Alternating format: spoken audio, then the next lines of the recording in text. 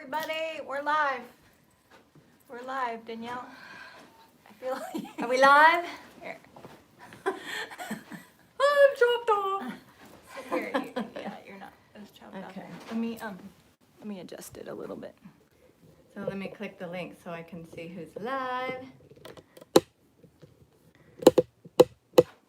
Is that better? Look at yourself.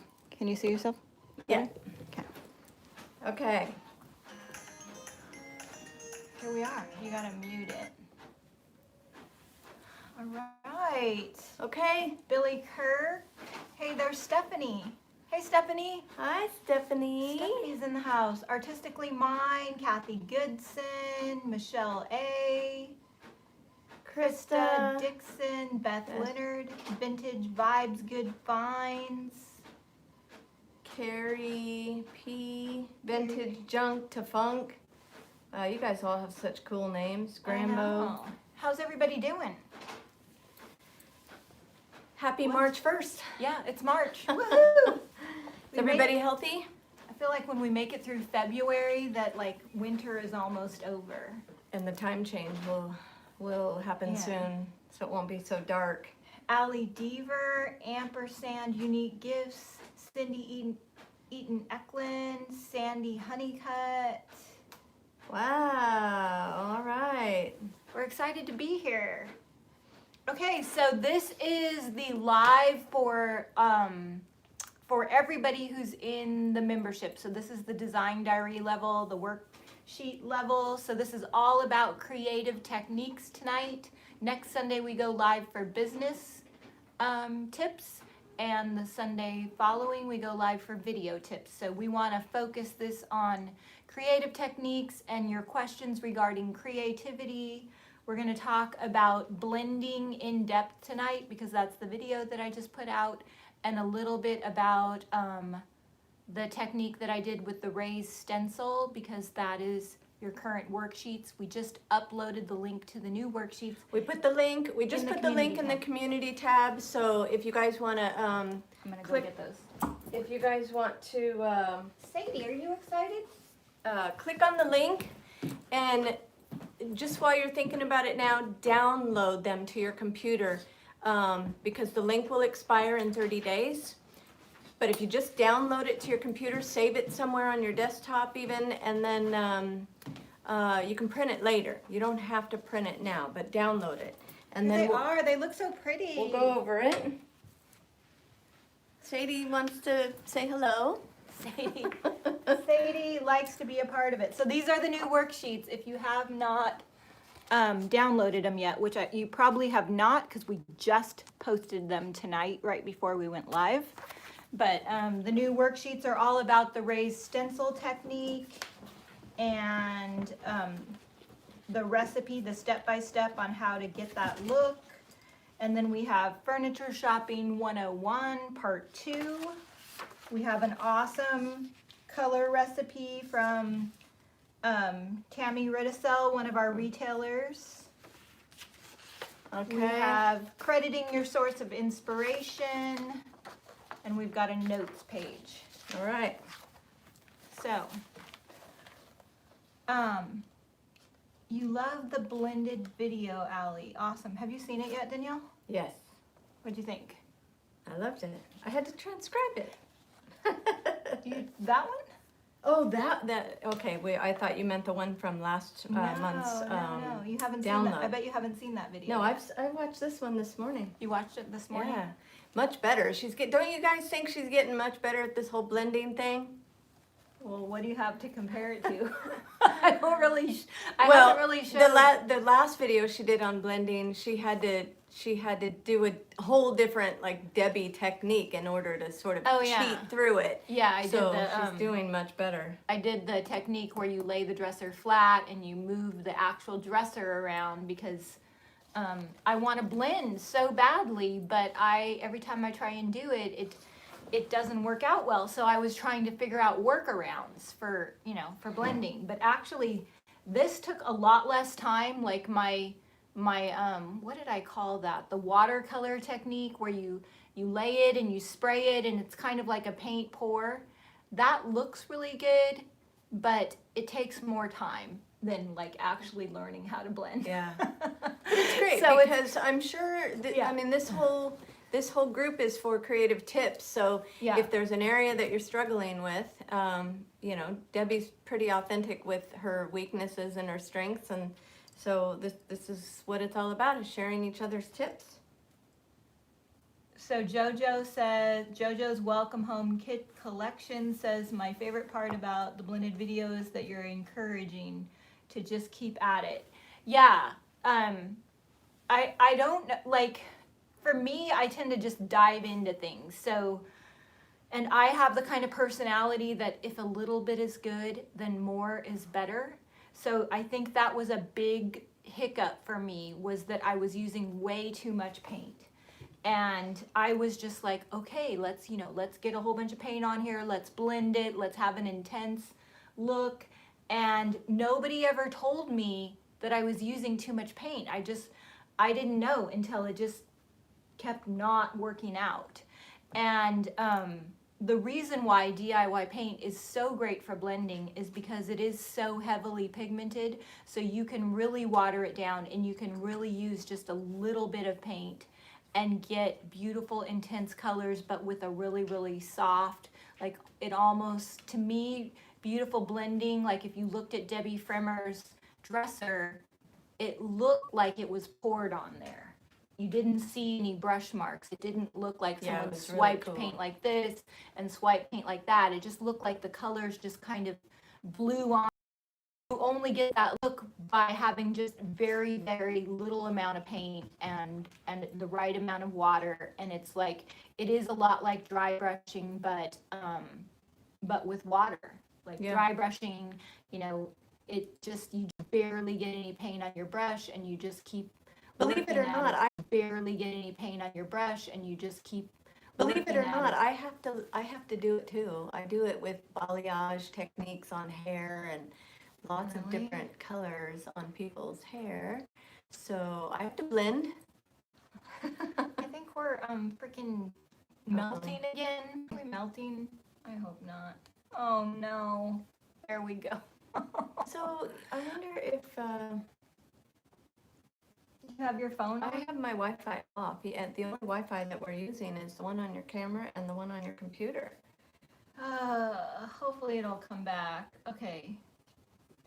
The way you're sharing this is so real, because now I know that those of us that are extremely gifted can learn at such a gifted level, then so can I. So authentic. So Jojo, what I would say, do you think they can hear us right now? If you guys are having trouble seeing us, let us know in the comments. Oh, Melanie is on here. Okay, looks like we might be coming back.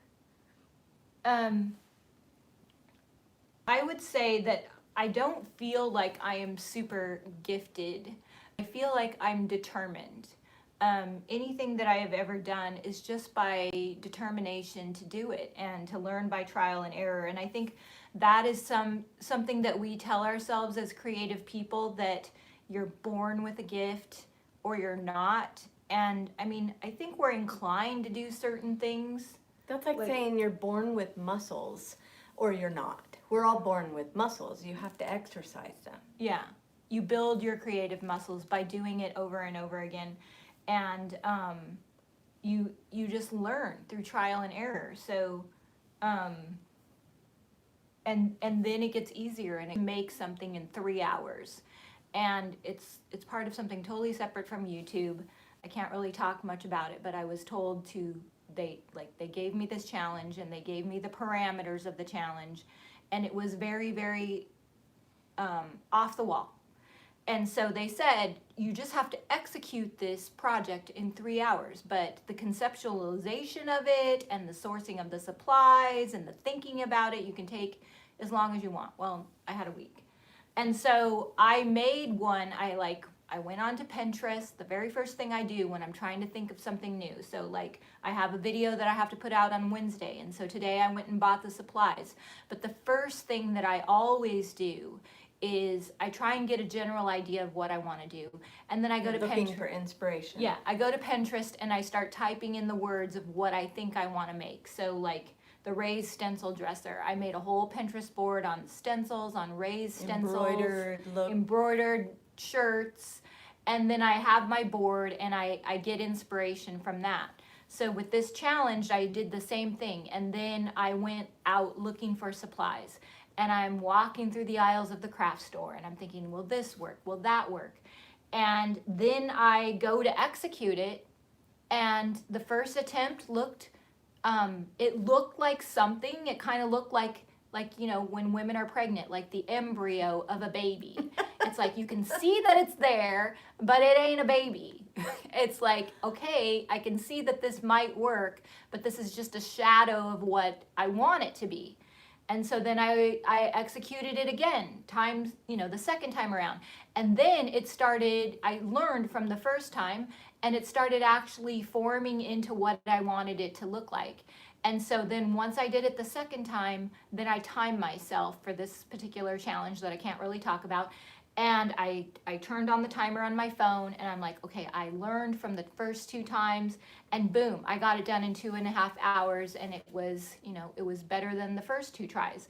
So, for me, I don't feel like it's so much about a gift, but it's about exercising and learning, and your mistakes are so rich with, what was it that somebody said? That failure is the most data-rich experience that you can have. And so you have to fail, you have to try, and you have to learn, why it didn't work out in order to get it. And for me, like I would watch Dion, and I would watch all these other people who just, do, poof, it's beautiful. Like Stephanie, she's also another hairdresser, so maybe they were drawing on their previous experience from coloring hair. But for me, there was a lot of roadblocks in my head. I could have never figured it out that I was using too much paint and not enough water. I needed to be told that. I needed to have someone help me and hold my hand, and that's why it's so great to collaborate with people. But for blending, it's definitely like a light touch and patience. Jojo wants to know if when you get on Pinterest, do you hold yourself to a time limit, because it's easy to get. It's such a rabbit hole. Yeah, so easy to stay on there for hours and hours. It is easy to stay on there for hours and hours, and if I stay on there too long, I end up feeling really bad about myself, because I see all of these beautiful things that people are making, and then you start like that whole comparison is the thief of joy, and I'm like, why aren't I making all these beautiful things? So I never have put a time limit, but that's a really good idea. I do try and just, when I go to Pinterest, and I'll make a board, and sometimes I'll make that board secret, especially if it's for like an upcoming video, because I want to be able, it may not make sense to anyone who follows me on Pinterest, so I just want to be able to pin really quickly, and I will put in my keywords of whatever it is that, embroidery, raised stencil, and I will just start pinning things to the board, and I go with my gut instinct. So whatever hits me as something that's really inspiring or something that really appeals to me, I will just pin it, and then I'll go back and I'll scroll through the whole board and kind of see where the common denominators are and get my inspiration from that. So, and you'll keep it private until the finished product? Yeah. Okay. Yeah, sometimes I forget to turn them public after that. Yeah. I have to go back and change something. So what do you want to do first? I want to make sure that we get to everybody's questions, because we always seem to run out of time for that. Let's do questions first. You want to start with the people that are actually here, and then go to the post ones later? Let's do that. So I'll just kind of go back a little bit. Well, let me go to the recent, and then I'll scroll back. So let's see. Okay, so we answered JoJo's. Has anybody asked any questions yet? Maybe we should go to the pre-post ones. Artistically Mine, I want to duplicate the tapestry Zeb and Jamie did. What is the best way to get even coverage on the fabric? Okay. Oh boy, I should watch that. I saw a picture of what they did. usually if you're trying to get even coverage on some fabric, like the sofa that I'm sitting on, this is the velvet sofa that I painted with bohemian blue, and I didn't want it to get crunchy, and I didn't want it to be uneven. So you can see I've had it for 4 years and it's evenly covered. This is, if I pull it apart, you'll see the original 70s gold right there. Can you all see that? You can see it there maybe. So what I did was I got one of those sanding sponges. It's a sponge wrapped in sandpaper, and I watered the paint down and I just worked it in, and I used the sanding sponge to work that paint into the weave of the fabric. So you want to get it down into the weave so it works like a die, so that you don't have a crunchy, cracked surface. Maybe with a tapestry, a cracked, cracks and a harder surface might be part of the look that you want to go for. But if you want to maintain the original texture of the fabric, work it in and just go in several layers, because it takes a while. You have to put on a really light layer and it will almost look like nothing, and then you wait for that to dry and you put on another layer, and it's just 2, 3, 4 layers of paint to actually dye the fabric. Okay. But if it's a tapestry, like, I didn't watch their video to see how they did it. You might even just be able to soak the fabric in diluted paint water and do it that way, or at least start that way and then let that dry and then try adding more paint. Seems like there's a couple ways to do it. Michelle, for blending, how long do you wait for the base coat to dry before you add more colors? You can let the base coat dry. Like, I think mine I let it dry overnight.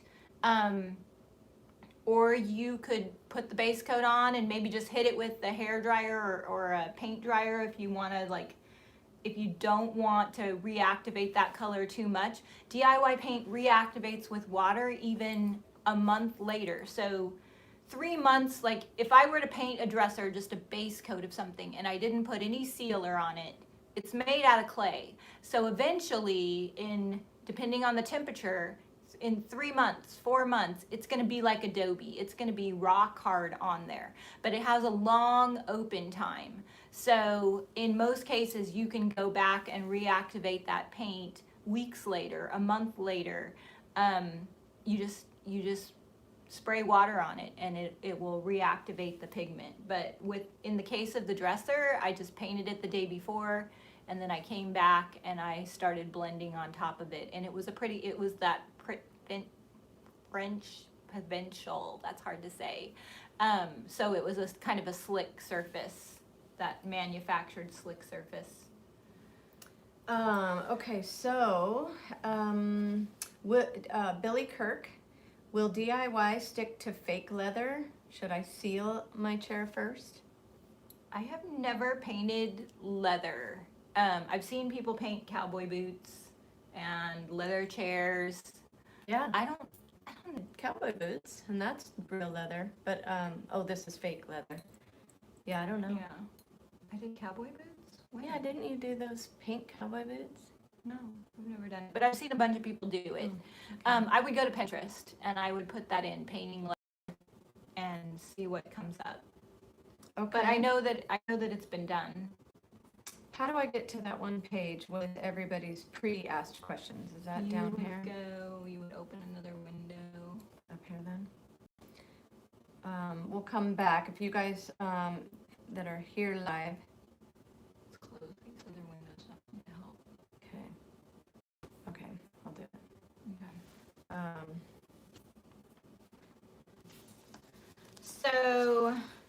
So yeah, back to the blending. The other thing that I learned was that I was taking my brush and I was going like forth. And Dion says that when you want to, that you go in one direction, pick up your brush, go in one direction, pick up your brush, and you're just kind of feathering the colors together instead of going back and forth. But then Debi, she will put on the paint this way and then go this way, and that also did help. But if you want like a very kind of soft collision of the two colors. I really like that, picking up my brush and feathering it in, and that seemed to help. And then once I got them feathered, then as the brush got drier and drier, I did go up and down and back and forth like Debbie showed in the video. Okay, so let's, here's a couple of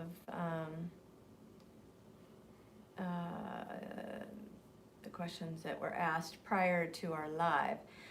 When you use an IOD transfer on glass, do you follow it with a sealer like Big Top, and does it leave streaks on the glass? That's also JoJo. So JoJo's Welcome Home Collections. good question, JoJo. So on Friday when we went live, I had a glass top table and I put the fern transfer on it, and I didn't want to put a sealer all over the top because it would make the glass look foggy. So I just went ahead and left it because it's a glass side table and I know that it's going to be something that is not going to be handled harshly. But for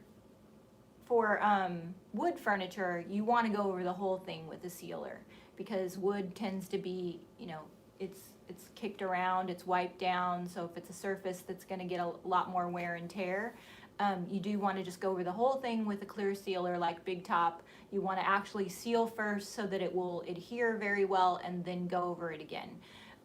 With our front door that we did, we have a glass door on the front door of our shop, and we put the Midnight Garden transfer and it looks absolutely amazing.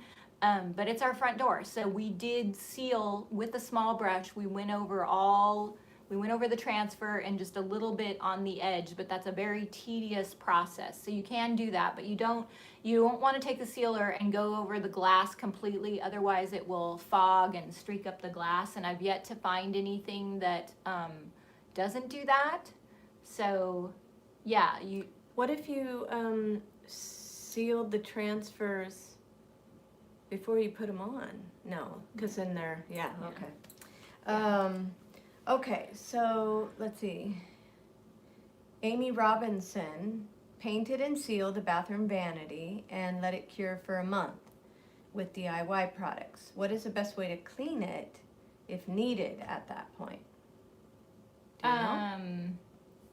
So bathroom vanities and kitchen cabinets, especially a bathroom, if it's getting a lot of steam, I don't know that you would want to just use Big Top. You may want to use like a sealer that you would get at the hardware store that's meant for a room that's going to get a whole bunch of moisture.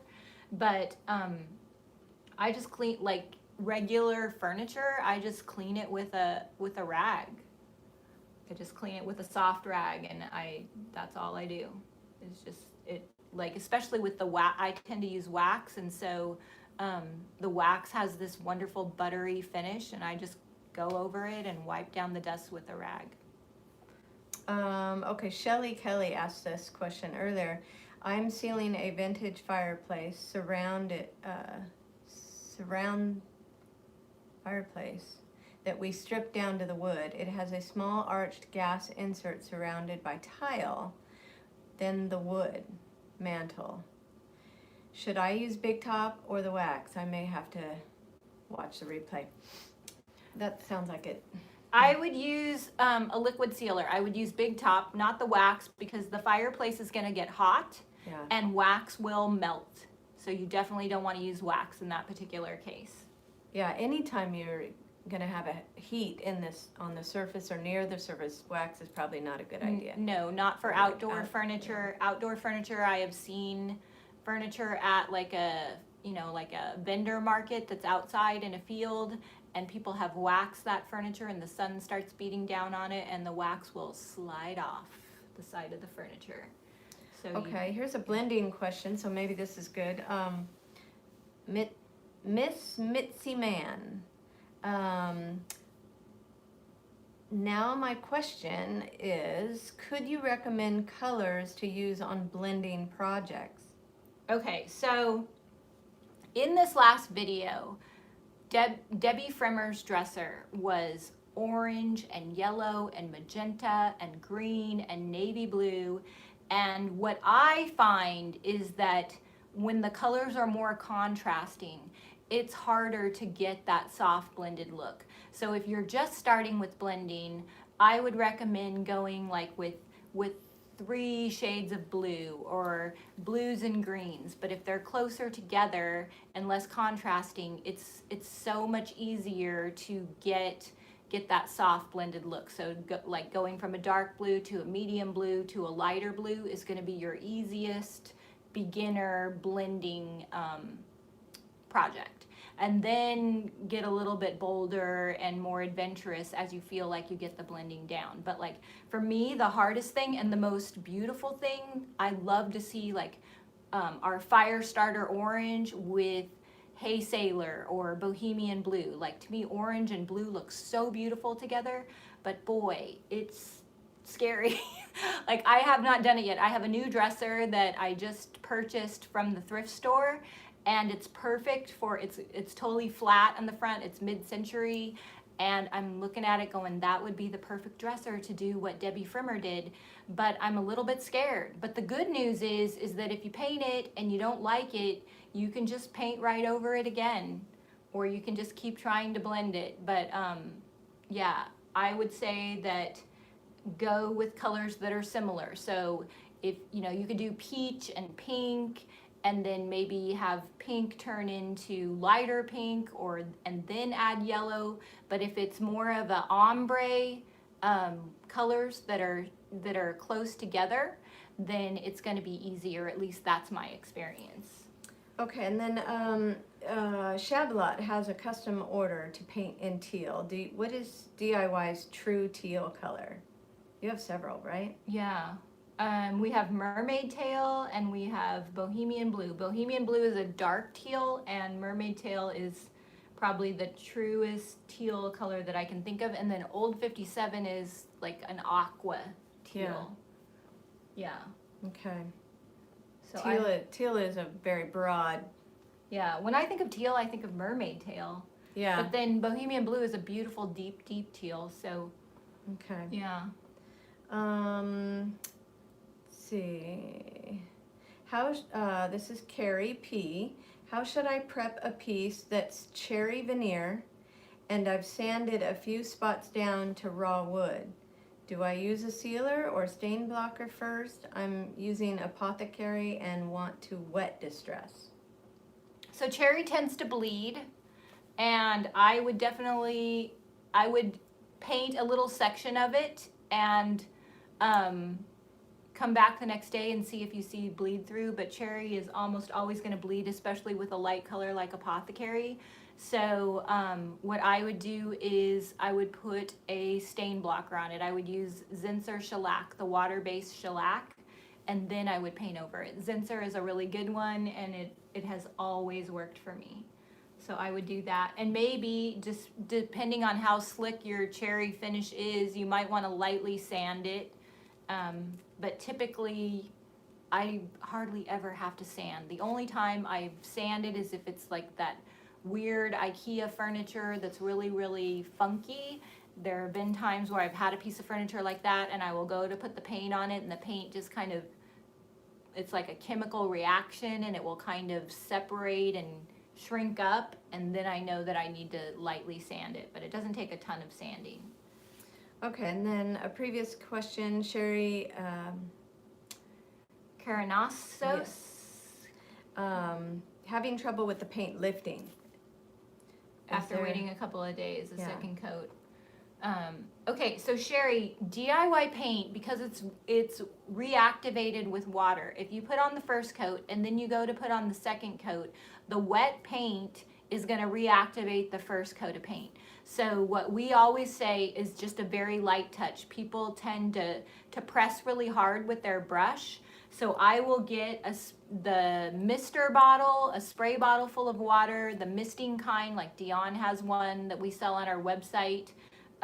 Or you can buy them at the hair supply store, the continuous mist. Or if you don't have one of those, just get an old container of something that you sprayed previously and put water in it, a spray bottle of some kind.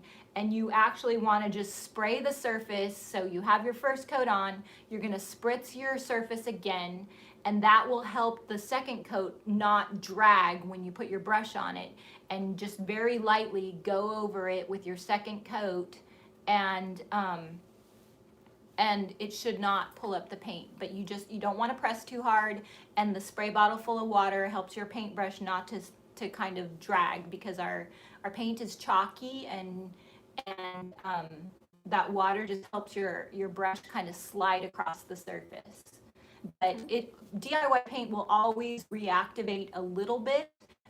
So even after you get that something, I will pour the coat out into a separate bowl, because just the act of brushing that top on and dipping my brush back in, you will get some of the paint coming off on your brush and coloring your top coat. So you don't want your top coat to be colored for a future project. It's not that big of a deal. It's just the way that our paint works, and that's usually how I do it. And even when I go to clear wax, I'll see some of the color coming off on my brush. It's just part of it. It's so heavily pigmented that it's okay that it's reactivated, and the fact that it is water reactivated is what makes it so amazing. We're melting again. Crud. I heard somebody say they can still hear us, so hopefully that'll clear up. But Catherine wants to know, she missed it. Did you seal the sofa? I did not seal the sofa, because this sofa took 2 weeks to paint. And I knew that I don't have any children. I knew that I was not going to sit on it in a wet white bikini.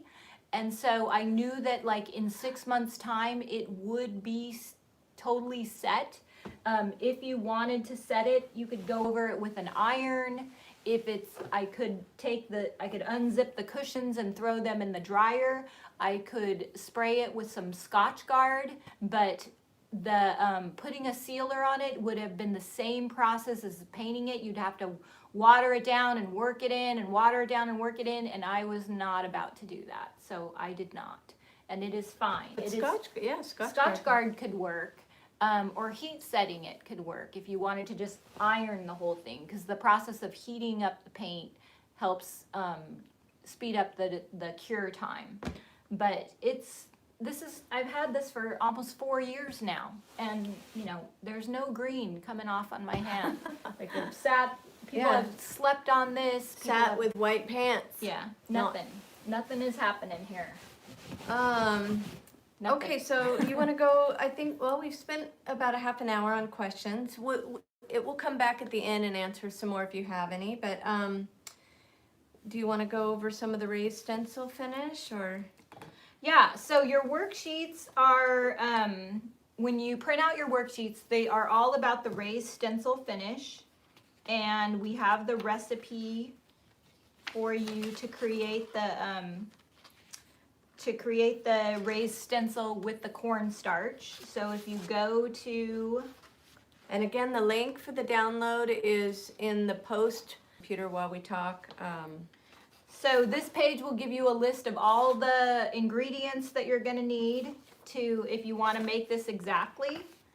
And did we give them like the ratio of making the paste for the stencil? Yeah, that was on the in the step-by-step. Let's see. So what I did was I got cornstarch, and I poured so it's right here. This is the instructions for creating the raised stencil. I loved that one. I loved it because I love the embroidered look. I know, and that top was so cute. I was just bummed that it didn't look cute on me in the store. I would have bought it. So I poured my paint into a little bowl, and I added the cornstarch, and there are a bunch of different ratios that I found on Pinterest. What does it say? So the other thing I did was I put in a teaspoon of liquid patina, and that liquid patina is a lot like Mod Podge, so you could substitute Mod Podge for it if you want, but it's a binder, so it helps bind the cornstarch with the paint. I stirred it really good. If you add too much cornstarch, you can just add a little bit more water. I made the mistake of adding too much water and then it got runny again, so then I had to add more cornstarch. But you want it to just be like a smooth kind of peanut buttery consistency. Paste, but not too pasty. Wet, because you want it to, like, you don't want it to bleed through the stencil. So like frosting or peanut butter. And I think it also depends on how much pigment is in the color that you're using, so it's going to vary a little bit, but just add your cornstarch and your paint, and then you can add, like, it's literally like, if it's too dry, it's like a quarter of a teaspoon of water sometimes is all that you need to get that smooth again.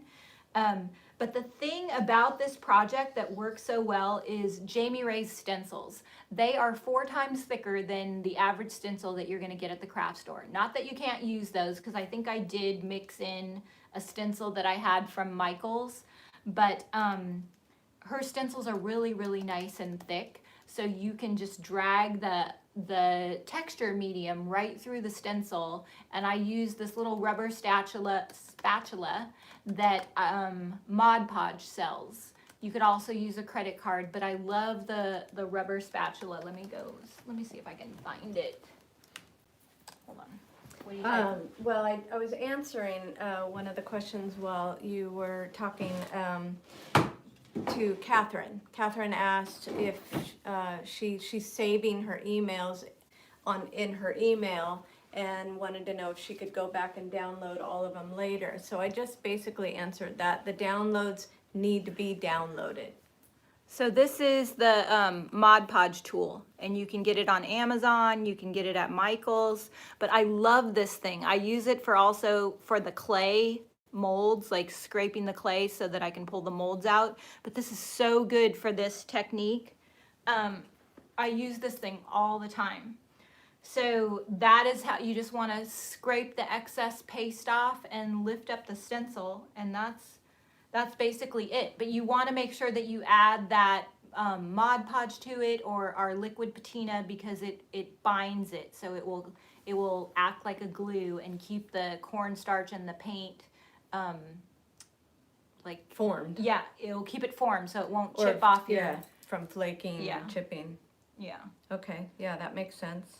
So that is how I did it, and It was, where did you get the inspiration for that? Because that was really, so I mean, if you go to the video, I was shopping with my sister, and I saw this beautiful embroidered blouse that was mint green with hot pink embroidery at Free People, and I took a picture of the blouse, and I had that on my phone, and then I went to Pinterest and I started, I created a Pinterest board of embroidered tops and raised stencils, and I just created a whole board of inspiration, and I really wanted the piece to look like the embroidered blouse.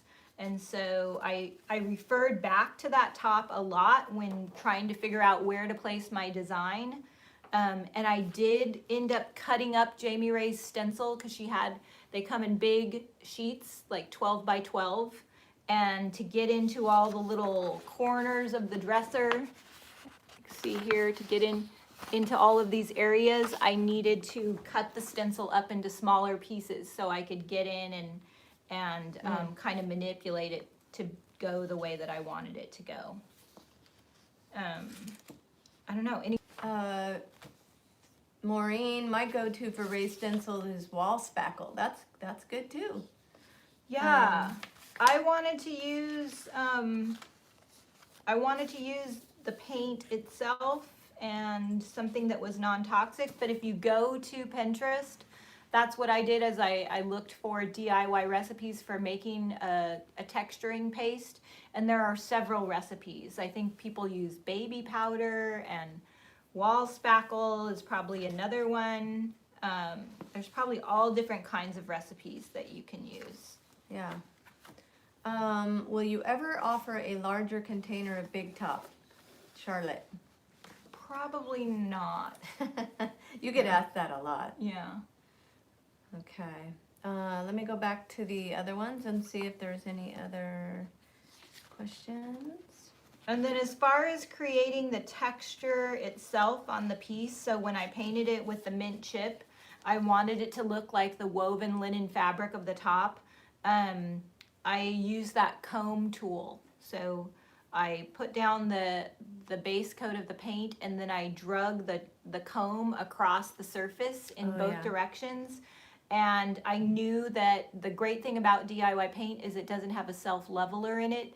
So I knew that it would show through, like I pulled up the paint and it pulled it back down to the original wood, and then I had like all these lines of paint, but I knew it would dry that way, and I knew that it would kind of show through like a panty line. So because DIY paint has clay in it, if you are painting a base coat down and you do something that's called like a ponytail mark, where your brush kind of curls at the end and looks like a ponytail, if you don't straighten out your brush marks, or if you don't use that water sprayer, or if you have stop and start marks with your brush, so like say you're going across the top of a dresser and you stop and then you start again and you can see that stop and start mark, that will show through like a panty line, like literally. So that could be good if you want it to. It's good if you want to create that texture, but if you don't, make sure you have your water bottle, because I'm always like, for my base coats, if I want them nice and smooth, I'm always spritzing and brushing and spritzing and brushing and getting a nice smooth flat finish. And you can totally water the paint way down like I did in the blended dresser and get a really nice smooth flat coat just by But for the look of linen, you kind of went this way and then this way, and then went over all of that, and it looked it's all like in the video. fabric. Yeah. So that's what's great about it, is that you can create that texture, or you can have it really, really watered down and smooth. Have I missed anybody's questions? Is there anything that you guys are having trouble with that you want to discuss? So Let me see if I can scroll back. I was also going to go to the other page that we have in our workshop, tips about finding furniture. Oh, yeah. And the crediting your source, that might be Yeah. a little topic. So we have furniture shopping tips, part 2. So we had part 1 in last month's worksheets, but a couple things that I wanted to talk. Check for termites and roaches. I bought a beautiful piece of furniture that had termites, and that is a total loss. And then roaches is something that I had no idea about, but Karen Berg, who does a lot of dumpster diving, she said that roaches can infest a piece of furniture and you cannot get them out. The other thing is MDF, which is that pressed particle board.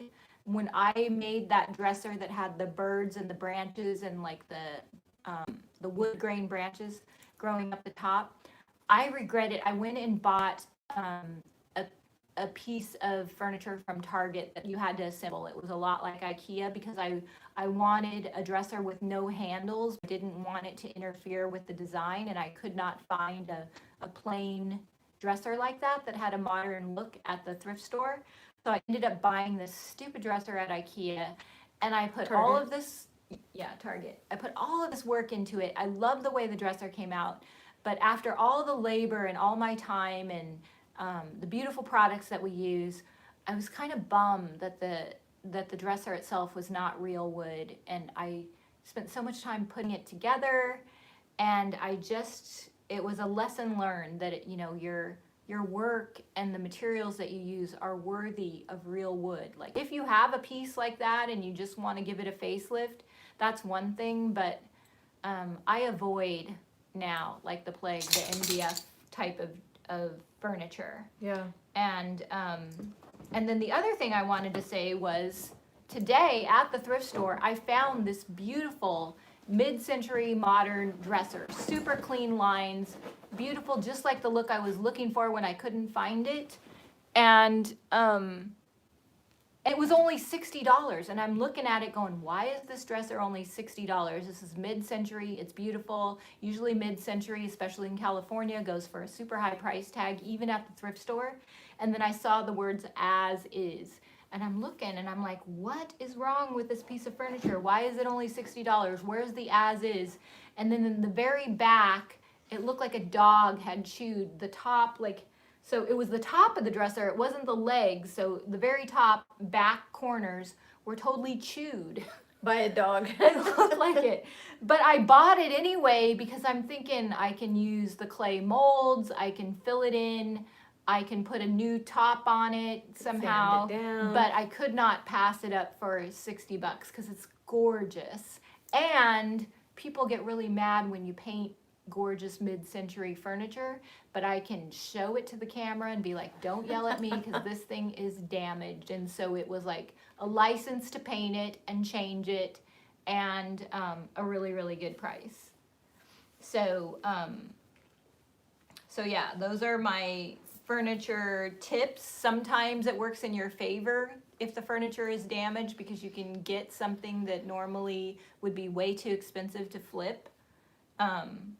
And sometimes you don't want to do that. But just check it really good. And if you wear glasses, make sure you have them on. Yeah, I purchased things that had, like, I bought this beautiful, those pie tables that are round and tiered. There's like usually a smaller round piece and then the next one, and it was super inexpensive. And then I got it back to the store, and the turned leg that went up the middle was totally cracked, and Bobby could not fix it to save his life. And he's like, did you have your glasses on? And I did not. Okay, a few questions came in. I'll scroll back up and read some of them. Is there a special way to close the cans? Shabalot. So yeah, our paint gets really chunky around the edge. You want to make sure that you wipe it down with a baby wipe or a damp rag, and then I make sure that all the paint is wiped off, and then I just hammer that sucker shut, because otherwise it will dry, and then you'll end up taking a screwdriver and chipping out all of the dried up paint along the rim. What is the most you will spend on a piece of furniture? That could be variable, huh?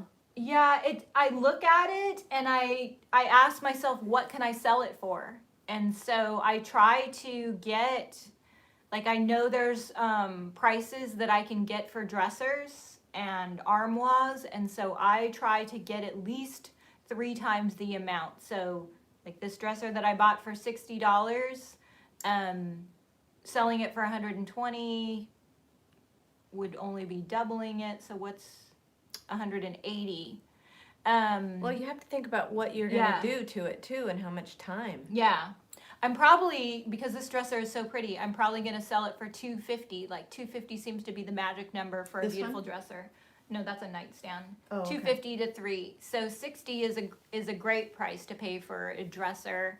I won't usually go over like $100, $120, because it's not worth it. Like, unless it's an absolutely stunning dresser with a mirror, then I might go that high. But it depends on your market. It depends on what people pay for things in your area, and how much time you're going to spend, and what you plan to do to it. Yeah. Dressers in our area tend to go between, be the very high end. So $250, $300 is about an average price. So $60, $80 is the most I would pay. And often I find dressers that are $20, $30, depending on where you go. So Michelle Stewart had a question, but it looks like Grandpa might have answered it. She has a dresser that needs some small nails pulled out, but when she tries, it starts to fall apart. Any tips? It's an old oak dresser. Grandpa said if you take a small nail and tape holes in the rim of the paint, will drop back. And oh, that's a different answer. Okay. Oh. Okay, so maybe answer Michelle's question. Nails pulled out, but when I try, it starts to fall apart where I'm pulling. Any tips? So I'm assuming that if you're taking the nails out, that you're going to have to replace those nails to keep the dresser together. So maybe try putting in new nails first and then pulling out those other nails. But you're going to need to do something to keep the pieces together. Or very gingerly pull out the nails and know that you're going to have to go back and glue and clamp and add new nails in later, and let it just kind of pull apart, and then you're going to put it back together. but it's Yeah. hard to know without seeing it. Or pound them in and paint over them. Yeah, you could countersink the nails Yeah. and then wood putty over the top. Okay. Well, we're at 7:21. We have about 10 minutes left, so I want to make sure that we cover everything that you want to cover and everything you guys want to cover on creative tips. Yeah. Yeah, if you have more questions. G. Let me- Willikers, can you explain wax versus patina and big top, please? Yes. So those are our three finishes. We have Big Top, which is our hardest coat. It's for the heaviest traffic use. It's for tabletops. It's for cabinet doors. When you have, so all of DIY products are very low in chemicals, like chemical free for the most part. Our Big Top, in order to make it as strong as it is, it has sort of a satin finish. So the stronger your top coat, you tend to get a shinier finish with it. So Big Top is the hardest sealer. It's liquid. You can brush it on. You can use a sponge to apply it. And it has a satiny, I guess a satin finish would be the right word to Low describe sheen. it.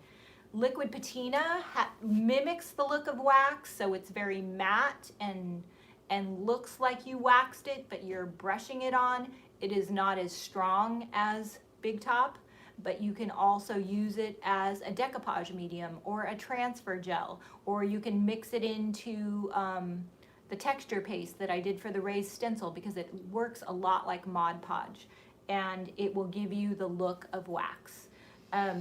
Wax is wax. It's a paste, and you work it into the paint. You let it dry for 24 hours, and then you come back and you buff it, and you get this buttery, smooth, gorgeous finish. Wax is my absolute favorite thing to use. Our wax is really easy to use. Like if you ever do a side-by-side comparison of waxes, our wax has no chemicals in it. A lot of waxes have a flammable warning on the back. You open up the can of wax and it reeks and it can give you a headache. Our wax is made out of beeswax and all these other beautiful waxes, and it's really, really soft. So with a lot of waxes, you really have to work hard, and you can end up with carpal tunnel by working that wax in. But ours just goes on like butter, and it doesn't take, it takes like a fraction of the time. A lot of people hate wax because it takes so long, but you can just whip that wax on in a fraction of the time, and you get it on, you put on the wax, and the first thing you do is freak out. We call it the wax freak out factor. Did you know about the wax freak out factor? Yeah. Because Just calm down. you put on the wax and your paint finish, you'll have this beautiful flat paint finish. Hi, Jamie. Hey, there's Jamie. And the wax will dramatically, immediately deepen the color, and the wax gets sucked into the surface at different levels depending on the wood, because you have wood that's hard in some areas and softer or drier or moister. So as soon as you put on the wax, it looks really, really intense, and it can look really patchy and uneven, and you're like, why does it look like a leopard all over the place? And you just have to let it dry, and you walk away, and 24 hours go by, and then it starts to even out, and the wax will dry and look even again. And you buff it. And then I put a sock on my hand, and I just go over it, and then it magically turns into this buttery sheen look that is like nothing else. Sometimes you will have a situation where it will look uneven, and you'll let the wax dry, and 3 days later it's still not quite even. Most likely that's bleed through, because when you apply a top coat, even if you can put on the paint onto a piece of furniture and it can look even and there's no signs of bleed through, but whether you put on wax or whether you put on a brush on top coat, that top coat will pull the bleed through to the surface. And so if that happens with wax, you just kind of have to live with it or blend it. And maybe explain too, when you're using dark wax, white wax, how you can use clear wax to pull some. Yeah, so if you do have a surface that has a little bit of bleed through, a solution would be to add some dark wax to it to make it look like you meant to do that. But our dark wax and our white wax, they're very, very pigmented, and a little goes a long way. So the thing with wax is you take your brush and you want to work that pigment down into all the crevices and the nooks and crannies, and so it will look like too much. You use that clear wax to go back over it like an eraser and wipe it back. So when I put on white, are you guys there? Oh, look how green you are. We lost the signal for a minute. I always put on more than I need, and then I get that dark wax down into all the crevices or the white wax, and then I apply clear wax over that, which will pull up all the excess and wipe it off, and then you just leave the little sprinkle of color and highlight in all the detailed areas. Yeah. So I hope that answers the question. I hope that did too. Anything else before? So we're 7:27. We have time for maybe one or two more questions. I'm just worried that we might lose connection. Yeah. So. Let's see. Gee Willikers, you explained everything so well. Thank you. Oh, you are so welcome. Grambo, Debbie, did you change your internet? Oh, no. No. No, I do need to talk to my landlord though, because I'm supposed to have a really strong connection, and lately it's been a little weird at night. I don't know why. Yeah. So I did want to talk about something kind of exciting that I have not said much about to the public because you guys are my members. I'll just go ahead and share. I am looking at a second location for my store. So we have my brick and mortar store in Solana Beach, and we're looking to open a second location that's much bigger. And if I get this second location, it's not for sure yet, something that I have always wanted to do, that I don't necessarily have the space for, is to host an in-person DIY video camp. And that would be a 4-day event. So if you're watching and you're at my video membership level, or you're considering video, it's a 4-day event, and there would be space for 30 people to come. And when you came to camp, you would learn all about video making in person. We would actually give you a piece of furniture to paint, and we would walk you through the steps of making a DIY video from beginning to end, how to do the voiceovers, how to shoot it at different angles, how to talk to the camera, how to get over your fear of talking to the camera, how to tell a story about it, and how to make the video interesting, how to use your phone and a tripod. The only thing that we won't get super in depth into is the editing part, because you all have different devices, but all of that, we will give you resources as far as videos to watch on YouTube, and we will have like some basics editing from your phone. And if I do that, I'm thinking that it will be in July. And usually my DIY camps, I've had 4 of them now, 3 of them now, 3. We always keep the tickets, we always just have a limited amount of tickets because we want it to be very hands-on, and we put you in teams of 5, and then you have a camp counselor, and we want you to leave with a lot of hands-on knowledge. Like, go home with a recipe, go home with a video that is ready to go. All it has to do is be edited. So if I do get this space, I am gonna have this video camp, and the tickets will go on sale for my DIY retailers and the members of my membership group only for the first 24 hours. And then if the tickets are not sold out in 24 hours, then I will open them up to other people. What are you saying? I said, you guys. Yeah. So stay tuned for that. If we do this, then when I announce the tickets, that I will post it in our community tab. So just know, if you're a new member, everything related to our membership group is in the community tab. That's where you will find the links to the worksheets. That's where you will find the links to the video, just like how you found it tonight. That's where you will find any updated information about camp or anything else that we do. The passwords for the workbooks, all of it is in the community tab. We don't send out emails to you. We post everything in the community tab. Yeah, so Charlotte had asked about boot camp, and I'm assuming she wanted to know if you were going to have a boot camp soon. So it's going to be a DIY video boot camp. It's going to be focused heavily on making a DIY video. And we will also help you create thumbnails and show you how to, once you paint that piece of furniture, how to photograph it beautifully. And we'll have a staging area set up. So normally my boot camps are way more than that. They're social media, they're running a store, they're paint techniques, but video itself is such an intense subject. Yeah, you never have time to really tackle Usually it. we just have one workshop that touches on video. This will be deeply and heavily about video. We will also get into live video because video is like the most powerful tool you can use if you want to build a creative business. So and you'll go home with an actual made video, right? Or well, they'll have to do the editing at home. okay, but you'll have all the pieces to put it together. But if you do, so we will give you all the pieces and you'll have it all in your phone, all the footage and all the bits to put together and edit. Then when you get home, you will have 30 days to upload your video, edit your video and upload it to your YouTube channel. And if you do that, I will feature you on my YouTube channel. If you follow all the parameters, there's no black bars, and it's a decent quality video. It doesn't have to be like a stellar video, but it has to be, you have to show that you followed the instructions that we gave you at camp. Then if you do that within the 30 days, then I will feature you on my channel like I did Debbie Fremer yesterday and Melanie Mel also.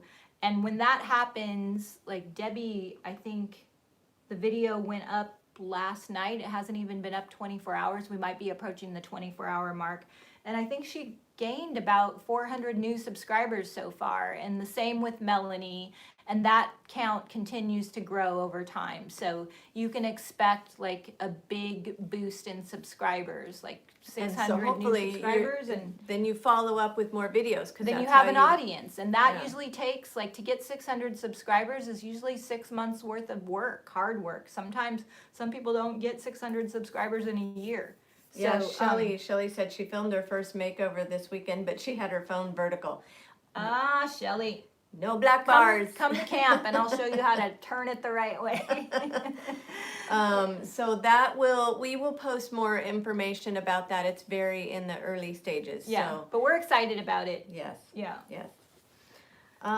Dates, possibly July.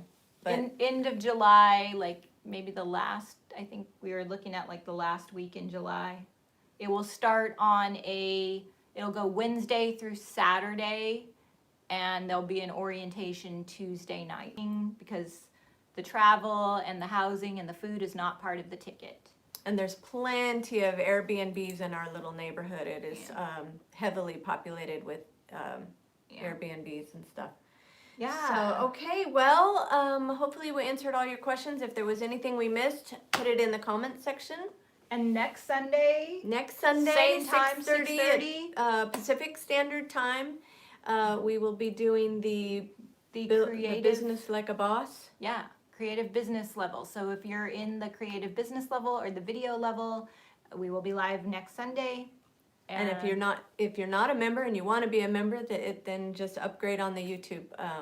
Link. And if you don't like it, you can always bump back down or cancel or whatever. And don't forget to download. Just download from the link. Download the worksheets and save them on your computer. Don't save the link. The link expires in 30 days. Yes. Download the papers. Actually go through and download all of the worksheets so you have them, and then you can print them whenever you want. Yeah. But the reason why they expire is because you're in this group. You're paying for each month. So it wouldn't be fair for someone new who hasn't been in the membership group as long as you to be able to have access to all the previous worksheets because they haven't paid for them. Yeah. So we Do want. you we just have want an to make it idea fair. on the cost of this camp? yet? I am deciding the cost, and You I have to- will announce it when I launch the tickets. Yeah. Yeah, you have to factor in all It's a the, 4-day event. We try and keep it as reasonable as possible, but there's a lot that goes into boot camp, and it is an investment in your business. Probably one of the best investments you can make. Yeah. And will be worth every penny. and all you need is an iPhone or a phone, right? You And don't you need a tripod. tripod, but you don't need a fancy camera, just. No, you don't need a come fancy with your camera. phone. You can do it with your phone. Phones are totally good for video. You'll need a tripod. You will need your phone.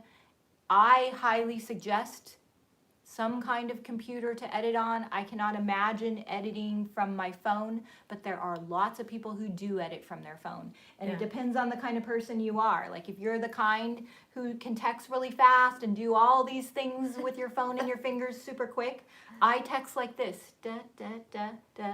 And I would cry if I had to edit from my phone. But we will have people at camp who do edit from their phones, and they will be showing you how they do it. So And Grandpa said it will be tax deductible. If you have a business that is in this field, this tax deductible, your travels. oh, Yes. heck yeah. So tax deductible. Charlotte, you are not too old for boot camp. Heck no. Heck no. I'm 54 and I'm doing things that me don't do. Like me. I'm Well, lifting the furniture and working out every morning. You're never too old.